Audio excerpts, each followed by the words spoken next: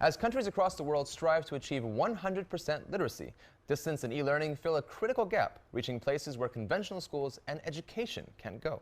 A few years ago, Dubai's Hamdan bin Mohammed E-University was set up with these goals and has with time become one of the best-known distance learning institutions in the Middle East.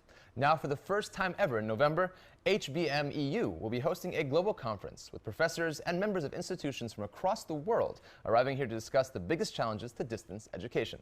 Priyanka Dutt spoke to Dr. Mansoor Alawar, Chancellor of HBMEU, and began by asking him of the relevance of distance education in the UAE today. I think the distance learning and online learning and e-learning, it's a growing trend around the world, and the Arab world is not an exception. I would say, due to the financial crisis that the world has been through from 2008 and onward, I think the online learning and e-learning and distance learning is becoming a must for all the Middle East and the Arab countries in the days ahead. Because we need to educate our people, because our people, they need to advance their learning, their knowledge, and that's the only way just to come out of the illiteracy. Our illiteracy rate within the Arab world is more than 40%. So if we are not going to be able and obliged to take the e-learning as a choice, then we will not be able to meet up the expectation of the knowledge-based society. And if you don't have a knowledge-based society, then you are not eligible for claiming a knowledge-based economy. How prevalent is distance learning in this part of the world, especially in the UAE? I think we are blessed in the United Arab Emirates, actually, by our leadership and on the highest level.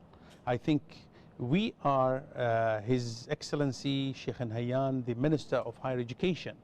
I think he is the first Arab minister who had the guts to go for accrediting the online learning and e-learning. And I think that was a courageous step from an Arab minister, although the rest were so reluctant at that time in 2005. Now all the Arab higher education Arab ministers are going in the same footpath as His Highness Sheikh Nahyan has done. How relevant is smart learning in higher education? How will it change the education landscape of the UAE? It does mean enhancement of learning.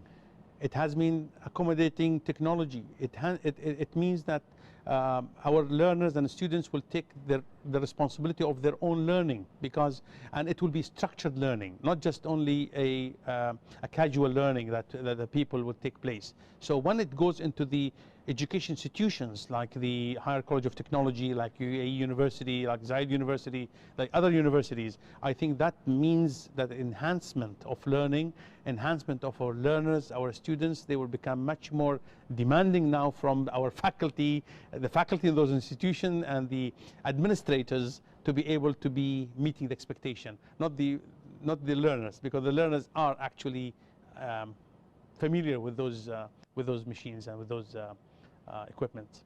The Hamdan bin Mohammed University has been around for 10 years now. Have you noticed any new trends? Does distance education enable more women or more students who live in far-flung areas to access quality education? Yes, yes. Most of our graduates are females, that they have been maybe dropouts after the dropouts of education system, not dropouts of schools. But they are graduates. They had the undergraduate certificate, bachelor degree, but they would just wanted to go on for master's degree to advance their learning. And I think the Hamdan bin Mohammed University gave them that opportunity within quality standards. That's what it matters. I think the women in the Arab world, because it's not always that we have to curse our customs, our traditions.